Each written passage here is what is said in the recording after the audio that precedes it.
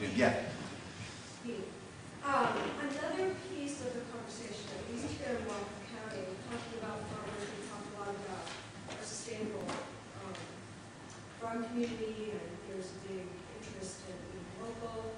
But for us here, a big piece of that is the price of land. I work for a community land trust, and we mostly do affordable home ownership, but we saw a real need for addressing cost of land. We have young farmers that are moving into town that want to farm, and there's no affordable farmland. So that's one of the issues that we're addressing. And so part of my reason for being here is that we're trying to look at just options for community investment and how do people who want to invest locally and see a real need for how we use our land in this county for housing and agricultural purposes to make wise decisions and create opportunities for people that want to invest in affordable land, keep it affordable, and help these young farmers who are eager, and there's a market for what they want to do.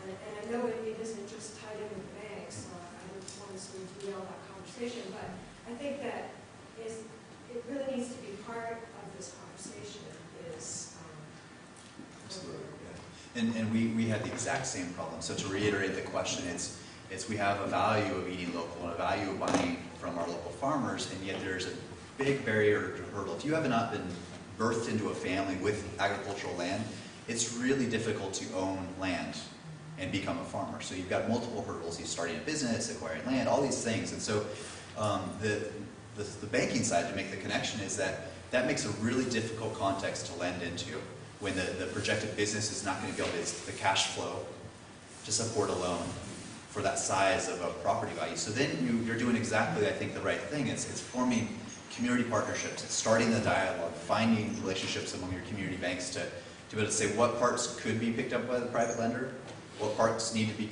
done through, say, the land trust model that you're talking about, and how can the land trust be a source of investing community money to support that. I think all those points are right. So continuing the dialogue is essential. Just for your information, Tuesday morning, the state bank, it's called the Washington Investment Trust. It did pass committee in the House. Okay, great. So it's the first hurdle. Yeah. We're So getting there. Representative Hasegawa introduced a very robust state bank bill, and I don't think there were people that were ready enough or understood enough, or maybe there's some technicalities in the bill. I'm not exactly sure. I didn't follow that closely, but it didn't go as far as he wanted. So he modified it, working with the Treasurer's Office, to introduce something that was much more amenable to Washington's economic system. So it's great to hear that it's moved its first hurdle, and certainly there's probably ways to get involved with that campaign. Way in the back, and then here, we'll do one. Yeah. Yes. You, yeah. What is the capital for the state bank? Great question. And that relates to another question earlier of the difference between equity or capital, as how I would describe it, and receiving deposits and lending those out, and that's where you get your assets. When a bank's assets are the loans it puts into use, and those tend to match or should closely match the deposits. That's one part of the equation. Capital is the equity of the institution, and that's where the regulators set how much capital you have. Okay, we'll let you get to this size, and if you got to keep that in kind of ratio. So the critical question is, how do you capitalize a state bank, and then what deposits would you access to then lend out? And the next question you should be asking is, how do you keep those deposits safe? It's taxpayer money. So that there's multiple ways to capitalize a state bank. That's a political question, really.